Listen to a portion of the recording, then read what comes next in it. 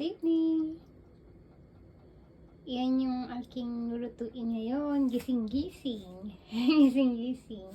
Yan yung sigarilyas. And then yung luya, bawang, sibuyas. And then yung giniling na baboy. And yung ating coconut milk and bagoong. Ayan, mag-a-add tayo ng patis. Ay, yung sili. Hindi ko nalagay yung sili, pero mag-a-add ako ng sili, pampagising. So, yan una. Nagpainit muna ako ng mantika. Kasi gusto makulis ako muna yung bawang and sibuyas. Gusto ko muna yan. Right. And then, lalagay ko yung sibuyas. Ay, luya muna. Unahin ko yung luya. Gusto ko yung luya. Sigyan natin yan ng luya. Pagkagisa ng luya, ilagay ko na yung sibuyas.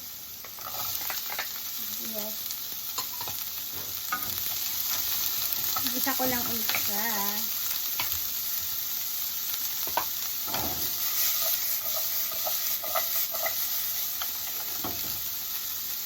Then, paglagisa ko ng bawang, sibuyas, and luya, ilalagay ko na yung ating pork na giniling.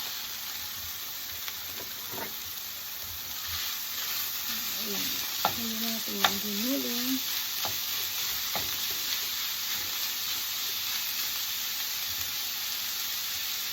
Ayan, taktakan ko lang yan ng paminta. Lagyan ko ng paminta.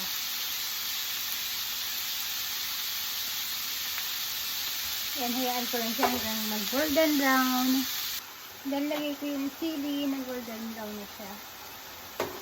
Lagay ko yung sili. Ayan yung bagoong. Yung bagoong kasi luto na siya, kaya hindi ko na siya ginisa. Luto na siya. Yung yung bayot fiesta ba yun. Pero pagka yung nilutuin, igigisa. Pagka hindi pa siya luto, yung alamang bayoon yung kailangan mo pang igigisa. So kasi nigisa ko na siya. Nagisa ko na siya, luto na siya. Kaya ganyan lang, nilagay ko lang siya. Hindi ko lang siya. Kaya nahalo-halo pa siya. Haluin lang natin. Mas madali yung hinahalis-halis. Mas madali siyang mahalo pagka hinahalis-halis siya. Then pagkagisa ko sa kanya, lagyan ko siya ng konting coconut milk. Yung kalahati later ko lalagay. Ayan. Kalahati lang muna yung nilagay ko. Tapos namaya yung kalahati. Gamit ko lang siyang kumulo-kulo. So yan, nakuluan ko na siya. Ilalagay ko na yung gulay, sigarilyas. Lagyan natin yan, sigarilyas na kaon ba? Ayan, haluin ko siya. Ayan. First time ko ulit ng luto nito, sinerge ko yung pagluluto niya. Ang tawag daw dito ay gising-gising. Anyway, nag-add pala ako ng sili. Dinagdagan ko yung sili niya para kasing kulang siya sa anghang. So, haluin ko lang ulit siya. Yan na lang natin. Mas nadadalian ako pagka ganyan.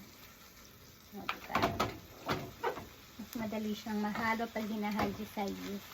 Oh, ang dami ng sili. Tapos, ilagay ko na yung natirang coconut milk. Ilagay na natin yung natira. Ayan. So, hayaan ko lang ulit siyang kumulo-kulo dyan. So, yan na ang gising-gising. Gising-gising. Ang sarap niya. Maanghang siya. Sarap. Ayan yung gata. Ganyan lang yung gusto ko. Ayoko yung masyado sigurong yung masyadong malata kasi yan lang, ganyan lang gusto ko. Kaya yung gata, konti lang talaga yung nilagay ko sa kanya. Ganyan lang yung gusto ko sa pagkagata niya. Pero ang sarap niya as in. So ngayon magpiprito naman ako ng da. Yan ang aking gising-gising. ko na siya. Magpipito naman ako ng isda. So, yan ang ulam ko today. Pilitong isda at gising. Yummy. Thanks for watching and thank you so much sa walang sawang pag-support at panonood hanggang sa huli. Love.